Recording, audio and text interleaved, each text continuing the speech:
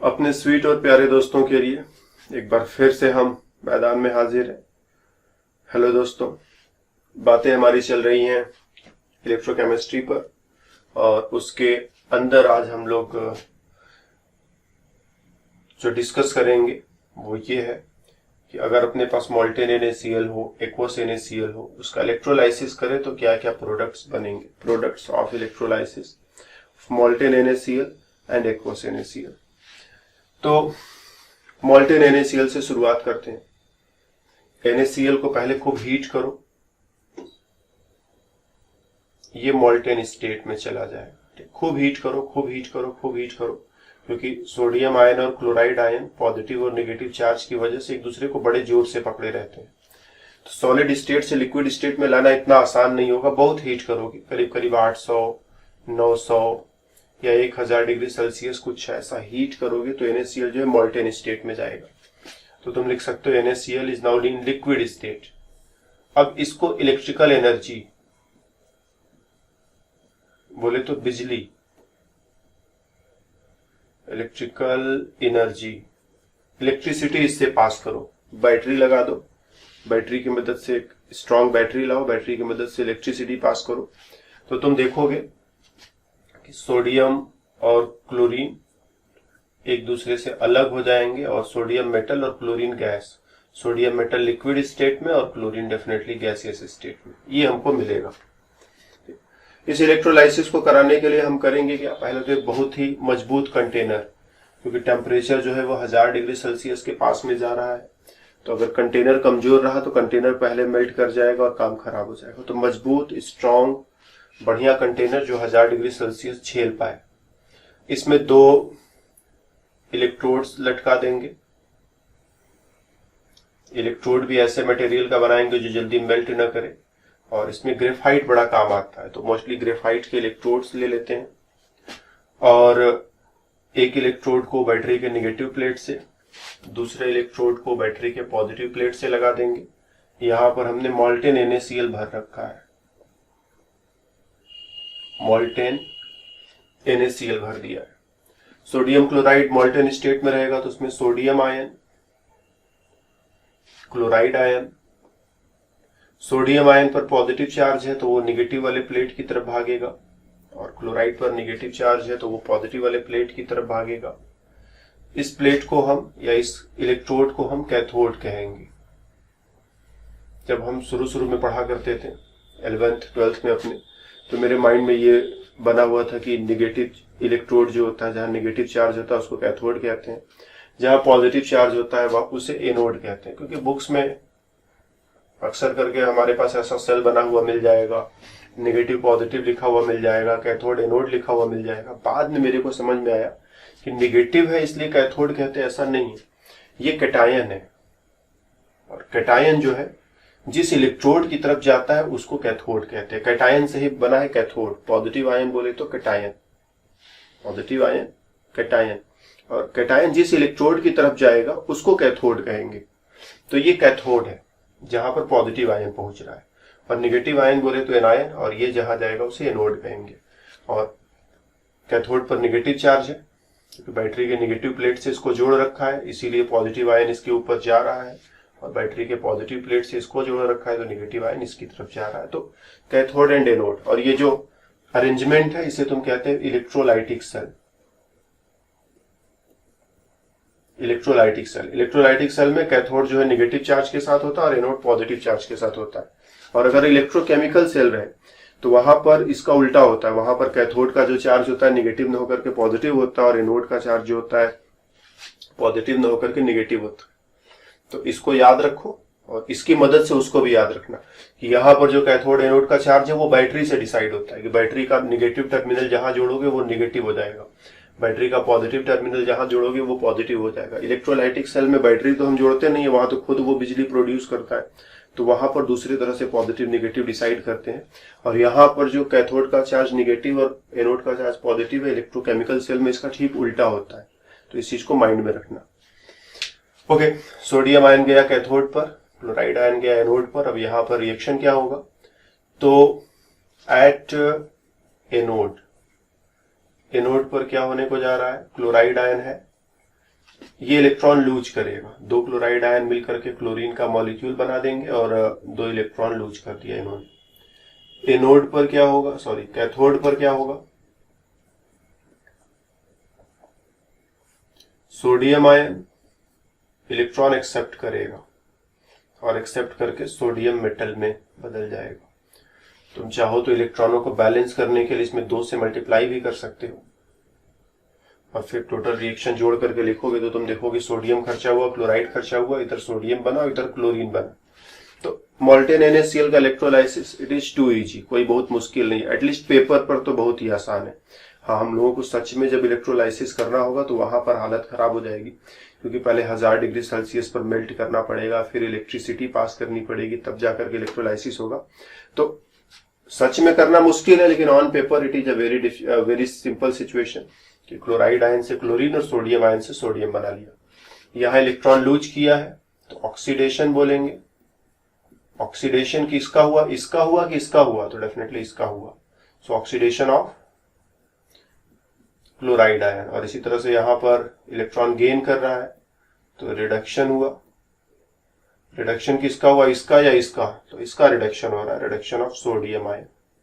Sodium ion का reduction, chloride ion का oxidation, chloride ion के ऑक्सीडेशन से क्लोरीन बनेगा, सोडियम आयन के रिडक्शन से सोडियम मेटल बनेगा। Now come two aqueous NaCl। और इस बार थोड़ा अलर्ट रहो, क्योंकि इस बार बहुत सारी बातें तुम सीखने जा रहे हो।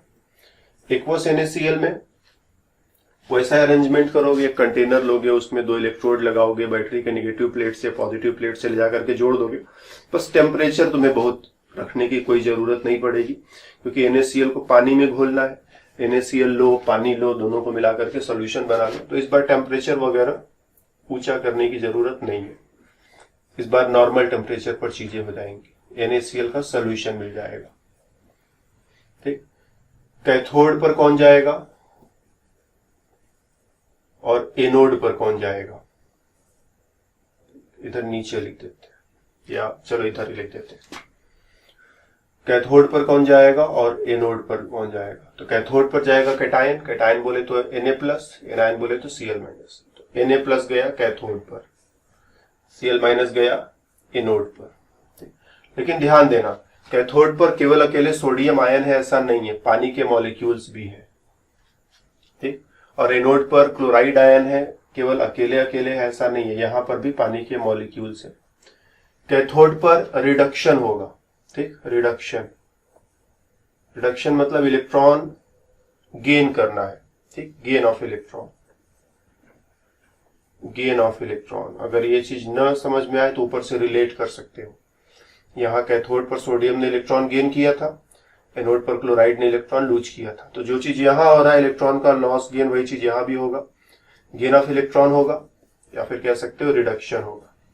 और यहां पर क्या है, लॉस ऑफ इलेक्ट्रॉन होगा।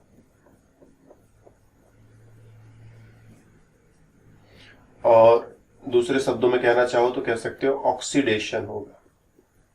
ठीक, और ध्यान देना पिछली बार क्या था, पानी वगैरह नहीं था, केवल सोडियम था, क्लोराइड था, कोई कंपटीशन नहीं था। सोडियम ने इलेक्ट्रॉन गेन किया, क्लोराइड ने इलेक्ट्रॉन लूज किया, खेल खत्म। इस बार कंपटीशन है, इन दोनों में कंपटीशन है। इलेक्ट्रॉन गेन कौन करेगा, ये या ये। इलेक्ट्रॉन लूज कौन करेगा, ये लूज करेगा या ये लूज करेगा, ये कंपटीशन है। तो सबसे पहले तो हम लोग ये देख लें कि इलेक्ट्रॉन गेन करने से क्या क्या चीजें बनेंगी, लूज करने से क्या क्या चीजें बनेंगी, फिर कंपटीशन कौन जीता हम बता देंगे, कोई मुश्किल काम नहीं है। तो सोडियम आयन ने इलेक्ट्रॉन गेन किया, सोडियम आयन प्लस इलेक्ट्रॉन मिला करके बना लेगा सोडियम मेटल। पानी का मॉलिक्यूल ऐसे लिख सकते हो ना, HOH, H पर माइनस और H पर प्लस और H पर माइनस। तो इलेक्ट्रॉन जब गेन करने की बारी आएगी तो ध्यान देना, ये इलेक्ट्रॉन गेन करेगा तो हाइड्रोजन और इलेक्ट्रॉन मिलकर के न्यूट्रल हाइड्रोजन मॉलिक्यूल बना लेंगे। एक हाइड्रोजन से हाफ H2 बनेगा और OH माइनस ऐसे इधर लिख दो। तो अगर सोडियम का रिडक्शन होगा तो सोडियम मेटल बनेगा, सोडियम आयन का रिडक्शन होगा तो सोडियम मेटल बनेगा। पानी के मॉलिक्यूल का रिडक्शन होगा, हाइड्रोजन गैस बनेगा और हाइड्रोक्साइड आयन भी फ्री होंगे। लेकिन मेन चीज ये ध्यान रखना है कि हाइड्रोजन गैस बनेगा। ये कैथोड पर हम लोगों ने देखा कि ये 2 रिएक्शंस हो सकते हैं, दोनों में कंपटीशन है, कौन जीतेगा हम लोग सोचते हैं अभी। सेम वे अगर एनोड पर आ जाए एक तो क्लोराइड आयन है कि क्लोराइड आयन इलेक्ट्रॉनों को लूज कर दे और Cl2 बना ले, 2 इलेक्ट्रॉन, ठीक। और दूसरा पानी का मॉलिक्यूल, पानी के मॉलिक्यूल को इस बार ऐसे लिखो HOH, H पर +1, H पर +1 ऑक्सीडेशन नंबर, ऑक्सीजन पर -2, तो इलेक्ट्रॉन यही लूज करेगा। तो ऑक्सीजन जो है जब इलेक्ट्रॉन लूज करेगा तो हाफ O2, 2 इलेक्ट्रॉन लूज किया, 2 नेगेटिव चार्ज है, दोनों इलेक्ट्रॉन लूज कर दिया और ये दोनों हाइड्रोजन आयंस फ्री हो जाएंगे, ठीक। जब तक इस पर नेगेटिव रहेगा दोनों हाइड्रोजन को पकड़ा रहेगा, जैसे इसका नेगेटिव खत्म दोनों हाइड्रोजन आयन फ्री हो गए, तुम ऐसा मान सकते हो। तो ऊपर जो है पानी के मॉलिक्यूल का रिडक्शन हो रहा था, पानी ने इलेक्ट्रॉन खाया था, इस बार पानी का मॉलिक्यूल इलेक्ट्रॉन लूज कर रहा है। तो पानी का मॉलिक्यूल दोनों जगह कंपटीशन खड़ा कर रहा है, इलेक्ट्रॉन गेन करते समय कह रहा है कि हम इलेक्ट्रॉन गेन करूंगा तुम रुक जाओ, और इलेक्ट्रॉन लूज करते समय भी कह रहा है कि भाई रुको, पहले इलेक्ट्रॉन हम लूज करूंगा, तुम कैसे लूज कर सकते हो। तो दोनों जगह ये परेशानी खड़ी कर रहा है, यहाँ इलेक्ट्रॉन गेन करने में भी कंपटीशन खड़ा कर दे रहा है, यहाँ पर इलेक्ट्रॉन लूज करने में भी कंपटीशन खड़ा कर दे रहा है। इन दोनों में कौन विनर है हमको सब सोचना है, इन दोनों में कौन विनर है ये हमको सोचना है। और इससे पहले एक चीज हम लोग मेंशन कर ले कि पानी का मॉलिक्यूल इसका ऑक्सीडेशन भी हो सकता है और पानी के मॉलिक्यूल का रिडक्शन भी हो सकता है, ठीक। इसको हम ऐसे समझे, H पर प्लस, H पर प्लस और O पर 2 बार माइनस, तो इलेक्ट्रॉन लूज करने की बारी आएगी तो ये लूज करेगा, ठीक, और ऑक्सीजन बनाएगा, और इलेक्ट्रॉन गेन करने की बारी आएगी तो ये गेन करेगा और हाइड्रोजन बनाएगा। तो पानी का मॉलिक्यूल ऑक्सीडेशन हुआ तो O2 बनाएगा। पूरा बैलेंस्ड इक्वेशन लिखोगे तो लिखोगे half O2 plus 2 electron plus 2 H plus, और इधर पूरा बैलेंस्ड इक्वेशन लिखोगे तो लिखोगे हाफ H2 और इसको 1 इलेक्ट्रॉन मिलेगा तो 1 इलेक्ट्रॉन ऐड करोगे, यहां हम लिख देते हैं 1 इलेक्ट्रॉन यहां ऐड करोगे इसके साथ, H और इलेक्ट्रॉन मिलकर के H2 बना लेंगे और OH माइनस। तो ये याद रखना है कि ऑक्सीडेशन से O2 बनता है, रिडक्शन से H2 बनता है, और बाकी इक्वेशन जो हम बैलेंस किए हैं ये हम हटा दे रहे हैं। ये तुम्हें अपने से सोच सोच करके बैलेंस करना है, हमने बैलेंस करके दिखा दिया कि कैसे करते हैं, और हर बार जब जरूरत पड़ेगी अपने से सोचोगे। तो सिंपल चीज कि पानी का मॉलिक्यूल ऑक्सीडेशन भी हो सकता है, इसका O2 बन सकता है, और रिडक्शन हो सकता है H2 बन सकता है। तो इधर रिडक्शन में भी उसने कंपटीशन कर रखा है और ऑक्सीडेशन में भी उसने कंपटीशन कर रखा है। तो यहां कौन इलेक्ट्रॉन गेन करेगा, सोडियम आयन या वाटर मॉलिक्यूल, हम लोगों को सोचना है। हम दो तरह से सोच सकते हैं, एक तो क्वालिटेटिव वे में, बिना कोई मैथमेटिकल डेटा, बिना कुछ पोटेंशियल वगैरह का इस्तेमाल किए हुए हम सोच सकते हैं, ठीक, सोच सकते हैं या एक दूसरे को समझा सकते हैं। और दूसरा हम लोग मैथमेटिकल वे में, हम लोगों के पास इलेक्ट्रोड पोटेंशियल का वैल्यू रहेगा, उससे सोच सकते हैं। तो पहले हम लोग क्वालिटेटिव वे में सोचते हैं, बिना कोई मैथमेटिक्स अप्लाई किए हुए। देखो सोडियम जो है बड़ा ही रिएक्टिव मेटल है, ये तो तुम समझते हो। सोडियम बड़ा रिएक्टिव मेटल है, अगर उसको तुम ऐसे ही छोड़ भी दो, हवा में रख करके छोड़ दो, टेबल पर रख करके छोड़ दो, तो वो तुरंत इलेक्ट्रॉन लूज करके सोडियम आयन बना लेता है, और ये इलेक्ट्रॉन जो है इसमें से निकल जाता है। फिर ये इलेक्ट्रॉन जाकर के ऑक्सीजन को पकड़ता है, तो ऑक्सीजन से ऑक्साइड बनेगा, फिर सोडियम ऑक्साइड बन जाएगा। सोडियम बहुत reactive metal, it's a very reactive metal, very reactive metal. तो ये इलेक्ट्रॉन लूज फटाफट कर देता है, लेकिन वापस जो उल्टा रिएक्शन है कि सोडियम आयन वापस इलेक्ट्रॉन लेके सोडियम मेटल में बदल जाए, ये बहुत मुश्किल है। सोडियम मेटल को बनाना बहुत मुश्किल है। हाँ, सोडियम मेटल को खोना बहुत आसान है, ऐसे तुम टेबल पर रखकर चले जाओ, आधे घंटे बाद आओ, सोडियम गया तुम्हारा। लेकिन सोडियम बनाना बेहद मुश्किल है। जो मेटल्स बहुत रिएक्टिव होते हैं उनको बनाना बहुत मुश्किल होता है, क्योंकि बार बार तुम बनाओगे, बार बार वो इलेक्ट्रॉन छोड़ देगा, बार बार तुम बनाओगे, बार बार इलेक्ट्रॉन वो छोड़ देगा। तो उसको बनाने के बाद क्या करते हो, केरोसिन ऑयल में डिप करके रखते हो ताकि वो एयर वगैरह के कांटेक्ट में न आए, नहीं तो तुरंत अपना इलेक्ट्रॉन ऑक्सीजन को दे देता है, और सोडियम और ऑक्सीजन मिलकर के सोडियम ऑक्साइड टाइप का कुछ बना लेंगे। तो सोडियम बहुत रिएक्टिव मेटल है, तो यहां से यहां जाना अपने आप हो जाता है, लेकिन यहां से यहां जाना बहुत मुश्किल है। तो जितने भी रिएक्टिव मेटल्स होते हैं, रिएक्टिव मेटल्स कौन कौन से होते हैं, तो हमारे पास जो एस ब्लॉक एलिमेंट्स हैं, sodium, potassium, rubidium, caesium, francium, beryllium, magnesium, calcium, जो एस ब्लॉक वाले सारे के सारे मेटल्स हैं, they are very very reactive. Metals, hydrogen को छोड़ देना ना, एस ब्लॉक के जो सारे के सारे मेटल्स हैं बहुत ही रिएक्टिव है, और उन मेटल्स में से इलेक्ट्रॉन निकालना बहुत आसान है, लेकिन मेटल आयन को इलेक्ट्रॉन देना बहुत मुश्किल है। तो केवल सोडियम ही नहीं, सोडियम की जगह पोटेशियम होता, मैग्नीशियम होता, कैल्शियम होता, उन सबके साथ भी यही चीज होता कि इलेक्ट्रॉन खा करके मेटल आयन से metal banana it's very very difficult, very difficult, very difficult. और उसकी तुलना में पानी जो है आसानी से इलेक्ट्रॉन खा लेता है। पानी का मॉलिक्यूल जो है आसानी से इलेक्ट्रॉन पकड़ करके H2 में कन्वर्ट हो जाता है। तो ये नहीं होगा, ये होगा, ठीक। ये हमने मेटल की रिएक्टिविटी से पकड़ा। अगर ये सोडियम की जगह सिल्वर आयन होता, सिल्वर मेटल उतना रिएक्टिव नहीं होता ना, सिल्वर की हम ज्वेलरी बना करके पहनते हैं। कॉपर आयन होता, कॉपर के हम बर्तन बनाते हैं। तो सिल्वर और कॉपर बहुत रिएक्टिव मेटल्स नहीं है, तो वो इलेक्ट्रॉन जल्दी से लूज नहीं करते हैं। लेकिन हाँ, उनके जो मेटल आयन्स है, जैसे कॉपर 2+ है, सिल्वर 1+ है, ये जल्दी से इलेक्ट्रॉन एक्सेप्ट कर लेते हैं। तो सोडियम की जगह सिल्वर या कॉपर आयन होता तो वो जल्दी से इलेक्ट्रॉन लेकर के बदल सकता था, फिर ये वाला रिएक्शन हार जाता। लेकिन बहुत रिएक्टिव मेटल है तो उसका आयन जल्दी इलेक्ट्रॉन नहीं लेता है। तो ये इसमें इस तरह के सिचुएशन में और कौन कौन से मेटल्स होंगे, तो तुम कह सकते हो S block metal ions, S block metal ions, aluminium ion, ठीक। ये कुछ मेटल आयंस जिनको याद रखोगे कि ये जो है पानी के साथ कभी कंपटीशन जीत नहीं पाते हैं। इनका इलेक्ट्रॉन पकड़ना बहुत मुश्किल होता है, जबकि पानी का मॉलिक्यूल आसानी से इलेक्ट्रॉन पकड़ करके H2 में कन्वर्ट हो जाता है। तो सोडियम की जगह पोटेशियम रहे, कैल्शियम रहे, मैग्नीशियम रहे, इन सभी सिचुएशंस में पानी का मॉलिक्यूल इलेक्ट्रॉन पकड़ेगा। अब आ जाओ एनोड वाले रिएक्शन, इन दोनों में से कौन जीतेगा? Chloride ion and water molecule, ठीक।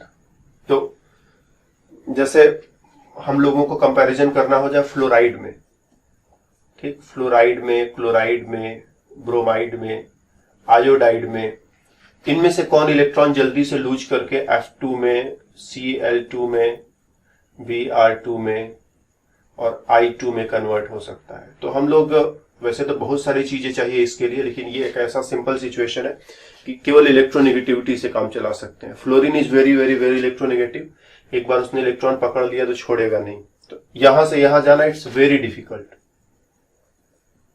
Very difficult. और जैसे जैसे नीचे आओगे इलेक्ट्रोनेगेटिविटी कम होगी, तो क्लोराइड में से इलेक्ट्रॉन निकालना थोड़ा आसान, ब्रोमाइड में से इलेक्ट्रॉन निकालना और भी आसान, आयोडाइड से इलेक्ट्रॉन निकालना और भी आसान। तो इधर की तरफ आओगे तो ये हो जाएगा वेरी इजी। और अगर इलेक्ट्रॉन कह दो पानी के मॉलिक्यूल में है, पानी के मॉलिक्यूल में ऑक्सीजन पर 2- होता है, हाइड्रोजन पर 1+ होता है, हाइड्रोजन पर 1+ होता है, तो ऑक्सीजन पर माइनस है, मतलब इसके पास इलेक्ट्रॉन है। तो यहां से इलेक्ट्रॉन निकालना कितना आसान है या कितना मुश्किल, अगर इनसे तुलना करें तो ये आएगा ठीक यही जगह बीच में। फ्लोराइड की तुलना में पानी के मॉलिक्यूल से इलेक्ट्रॉन निकालना आसान है, और क्लोराइड, ब्रोमाइड और आयोडाइड की तुलना में पानी के मॉलिक्यूल से इलेक्ट्रॉन निकालना मुश्किल है। तो अगर इन पांचों में तुलना करें, सबसे पहले इलेक्ट्रॉन कौन लूज करेगा? ये लूज करेगा, फिर ये लूज करेगा, फिर ये लूज करेगा, फिर ये लूज करेगा, और ये सबसे अंतिम में लूज करेगा। यहां सबसे मुश्किल से, यहां सबसे आसानी से, और ये यहां पर कहीं 3 इधर, 1 इधर, और बीच में कहीं पानी का मॉलिक्यूल है। ये क्वालिटेटिव डिस्कशन है, इसमें हम कोई मैथमेटिकल वैल्यू या कोई पोटेंशियल वगैरह लगा करके डिस्कशन नहीं करें, बस ऐसे जो एक्सपीरियंस है उसको हम शेयर कर रहे हैं, ठीक। मे भी कहीं किसी बुक में तुम्हें ना मिले, लेकिन ये एक्सपीरियंस से हम शेयर कर रहे हैं कि एक्सपीरियंस कहता है मेरा कि फ्लोराइड से इलेक्ट्रॉन निकालना बेहद मुश्किल है, जबकि इनसे इलेक्ट्रॉन निकालना आसान है। और पानी का मॉलिक्यूल इस लिस्ट में कहाँ आएगा? तो यहीं बीच में आएगा। तो इन पांचों में तुलना करें, कहां से इलेक्ट्रॉन निकालना सबसे आसान? आयोडाइड से, फिर ब्रोमाइड से, फिर क्लोराइड से, फिर वाटर से, फिर फ्लोराइड से। तो इस चीज को अगर हम सिर्फ फॉलो कर लें तो हम कहेंगे कि वाटर और क्लोराइड किसमें से इलेक्ट्रॉन निकालना आसान, किसमें से मुश्किल? तो वाटर से मुश्किल, क्लोराइड से आसान। इसीलिए हम लोग कहेंगे कि यहाँ पर जो ये रिएक्शन है, वाटर से इलेक्ट्रॉन निकालना मुश्किल है। रीजन ये भी दे सकते हैं कि ऑक्सीजन बहुत इलेक्ट्रोनेगेटिव, ऑक्सीजन से इलेक्ट्रॉन निकालना इतना आसान नहीं होगा, जबकि उसकी तुलना में क्लोरीन की इलेक्ट्रोनेगेटिविटी कम होती है, तो क्लोरीन से इलेक्ट्रॉन निकालना आसान होगा, ऐसा तुम कह सकते हो। वाटर में जो ऑक्सीजन है बड़ा इलेक्ट्रोनेगेटिव है। इलेक्ट्रोनेगेटिविटी की बात करो तो हाईएस्ट इलेक्ट्रोनेगेटिविटी फ्लोरीन की होती है पूरे पीरियोडिक टेबल में, उसके बाद ऑक्सीजन का ही नंबर आता है। तो मोस्ट इलेक्ट्रोनेगेटिव एलिमेंट कौन है? फ्लोरीन। सेकंड मोस्ट इलेक्ट्रोनेगेटिव कौन है? ऑक्सीजन। फ्लोरीन से इलेक्ट्रॉन निकालना बेहद मुश्किल, ऑक्सीजन से भी निकालना बेहद मुश्किल, हालांकि फ्लोरीन से आसान होगा, लेकिन यहाँ भी बेहद मुश्किल है। क्लोरीन की इलेक्ट्रोनेगेटिविटी कम हुई, इलेक्ट्रॉन निकालना आसान। ब्रोमीन की इलेक्ट्रोनेगेटिविटी और कम हुई, इलेक्ट्रॉन निकालना और आसान। आयोडीन की इलेक्ट्रोनेगेटिविटी और कम हो गई, इलेक्ट्रॉन निकालना और भी आसान। तो इस वे में देखें तो इसकी इलेक्ट्रोनेगेटिविटी कम है, इसकी इलेक्ट्रोनेगेटिविटी ज्यादा है। तो इसमें से इलेक्ट्रॉन निकालना आसान है, इसमें से इलेक्ट्रॉन निकालना मुश्किल। अगर इस चीज को भी हम सेंस कर ले तो हम कहेंगे ये रिएक्शन हो जाएगा, ये रिएक्शन उसके सामने नहीं हो पाएगा। तो ये पूरी तरह से क्वालिटेटिव वे था, और ये एक्सप्लेनेशन नहीं है। ध्यान देना, हम जो बोल रहे हैं वो एक्सप्लेनेशन नहीं है, कम से कम इस केस में एक्सप्लेनेशन नहीं है। ऊपर वाले केस में तो जो बोला था उसको एक्सप्लेनेशन की तरह से इस्तेमाल कर सकते हो। सोडियम आयन बहुत रिएक्टिव है, तो सोडियम से सोडियम प्लस बन जाएगा आसानी से, लेकिन सोडियम प्लस से सोडियम बनना बहुत मुश्किल है, इसीलिए ये नहीं हो पा रहा। यहाँ तो ये एक्सप्लेनेशन की तरह इस्तेमाल कर सकते हो, लेकिन साफ साफ कह देना चाहते हैं यहाँ पर जो कुछ हमने कहा वो बस हमारे और तुम्हारे बीच की बात है। कि चीजों को अगर डील करना हो तो इस वे में डील करके तुम सही रिजल्ट तक पहुंच सकते हो, लेकिन ये सही एक्सप्लेनेशन है ये हम नहीं कह रहे हैं। ठीक, हाँ, रिजल्ट सही मिल जाएगा इस बात की गारंटी। तो क्लोराइड और वाटर में कौन इलेक्ट्रॉन पहले लूज करेगा? Chloride is going two electron lose first, water नहीं लूज कर पाएगा। तो दोनों में कंपटीशन का विनर कौन है? क्लोराइड। अब इसी चीज को मेरे को मैथमेटिकल वे में डिस्क्राइब करना है, तो हम कैसे डिस्क्राइब करेंगे? हम कहेंगे यहां पर जो दो रिएक्शंस है, ये रिडक्शन हो रहा है, ये रिडक्शन हो रहा है। इसका रिडक्शन पोटेंशियल पता लगाओ, इसका रिडक्शन पोटेंशियल पता लगाओ। कहां से पता लगाओगे? इलेक्ट्रोकेमिकल सीरीज में ढेर सारे कपल्स लिखे हुए हैं कि इससे ये बनेगा तो कितना रिडक्शन पोटेंशियल, इससे ये बनेगा कितना रिडक्शन पोटेंशियल। ढेरों रिडक्शन पोटेंशियल वैल्यूज है, वहां से तुम रिडक्शन पोटेंशियल उठा लो। कभी अगर ऑक्सीडेशन पोटेंशियल की जरूरत पड़े तो उसी वैल्यू को उल्टा कर लो, प्लस से माइनस या माइनस से प्लस कर लो, ऑक्सीडेशन पोटेंशियल मिल जाएगा। तो ये रिडक्शन हो रहा है, तो सोडियम आयन का रिडक्शन पोटेंशियल और वाटर का रिडक्शन पोटेंशियल दोनों वहां से तुम पढ़ो तो तुम देखोगे इसका रिडक्शन पोटेंशियल बहुत निगेटिव है।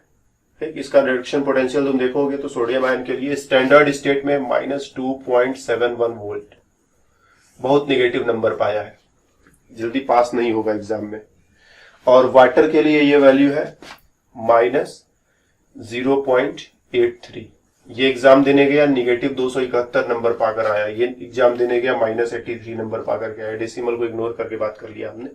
तो डेफिनेटली ये ज्यादा गधा है, इसको कुछ नहीं आता, नंबर पा ही नहीं रहा है, ये जल्दी पास नहीं हो पाएगा और ये जल्दी पास हो जाएगा। तो दोनों में से जिसका भी रिडक्शन पोटेंशियल हायर रहे, ये lower value higher value, lower reduction potential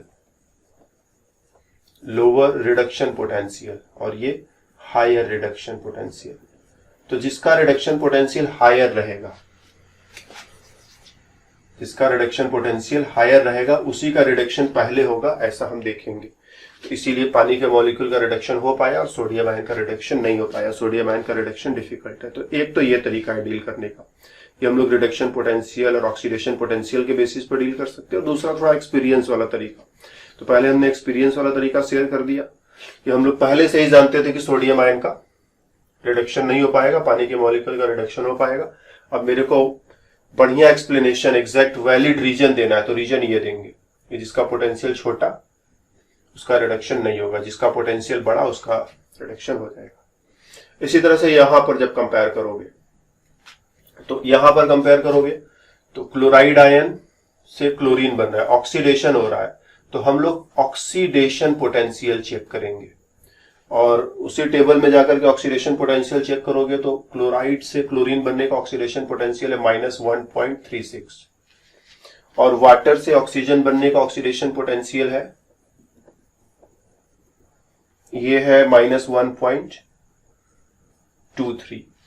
ठीक, तो कौन सा वैल्यू बड़ा है? जो बड़ा होगा उसी का ऑक्सीडेशन होना चाहिए। दोनों का ऑक्सीडेशन पोटेंशियल सामने लिख लिया, जो बड़ा होगा उसी का ऑक्सीडेशन पहले होना चाहिए। तो डेफिनेटली ये माइनस में, दोनों ही माइनस में है ना, यहां पर माइनस लगाना भूल गए, -1.23। तो ये बड़ा वैल्यू है, ये छोटा वैल्यू है।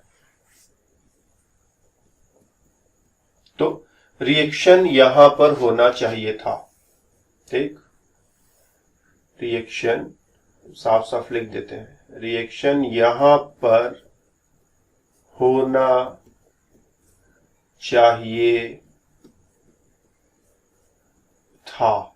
रिएक्शन यहीं पर होना चाहिए था, क्योंकि हमने कहा ना जब ऑक्सीडेशन में कंपटीशन की बारी आएगी तो जिसका ऑक्सीडेशन पोटेंशियल बड़ा होगा वहीं पर ऑक्सीडेशन होगा। रिडक्शन में कंपटीशन की बारी आएगी तो जब जिसका रिडक्शन पोटेंशियल बड़ा होगा वहीं पर रिडक्शन होगा। तो पिछले केस में हम लोग रिडक्शन पोटेंशियल में कंपैरिजन कर रहे थे, जो बड़ा था वहीं पर रिएक्शन हुआ, जो छोटा पड़ा वहां रिएक्शन नहीं हुआ। इस बार भी ऑक्सीडेशन पोटेंशियल का कंपैरिजन कर रहे हैं, क्योंकि हम लोग ऑक्सीडेशन में कंपटीशन चेक कर रहे हैं। इसका ऑक्सीडेशन पोटेंशियल छोटा, इसका ऑक्सीडेशन पोटेंशियल बड़ा दिखाई पड़ रहा है, रिएक्शन यहीं पर होना चाहिए था, लेकिन हम क्या देख रहे हैं, रिएक्शन यहां हुआ है।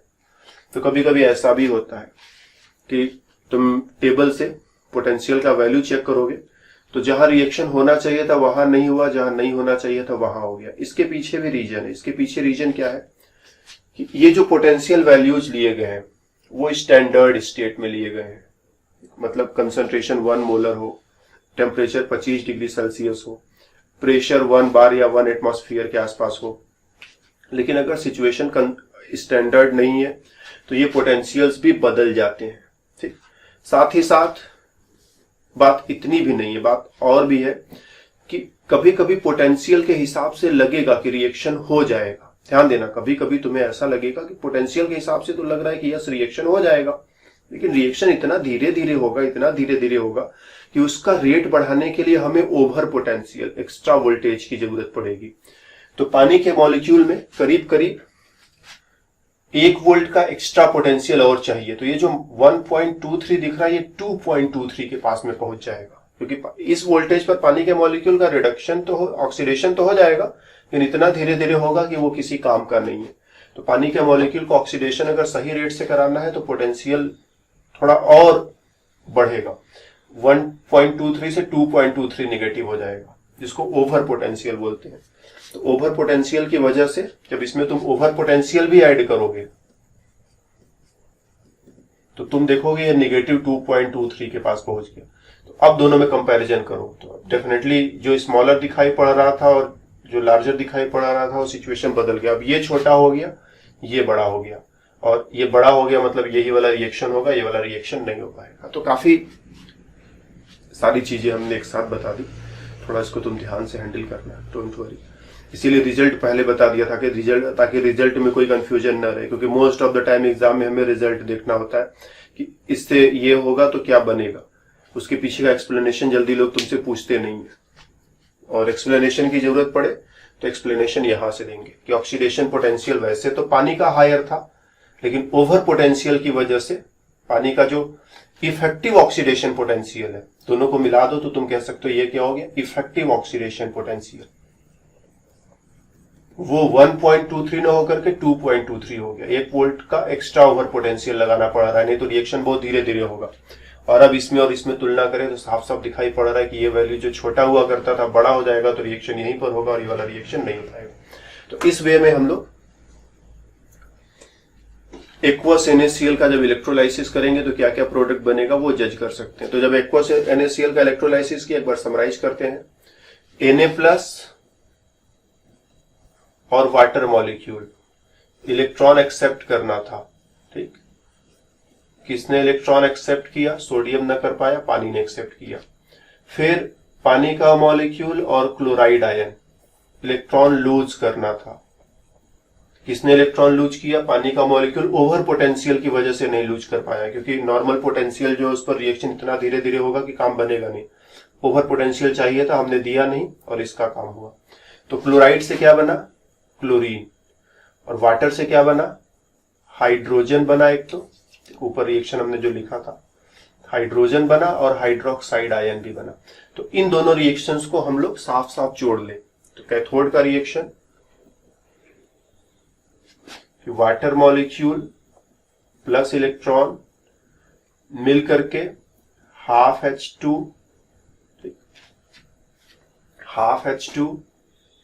प्लस OH-, और एनोड का रिएक्शन अगर हम देख लें तो क्लोराइड आयन वो हाफ Cl2 प्लस इलेक्ट्रॉन, दोनों को जब जोड़ोगे तो इलेक्ट्रॉन से इलेक्ट्रॉन कट जाएगा, नेट रिजल्ट क्या होगा, क्लोराइड आयन प्लस वाटर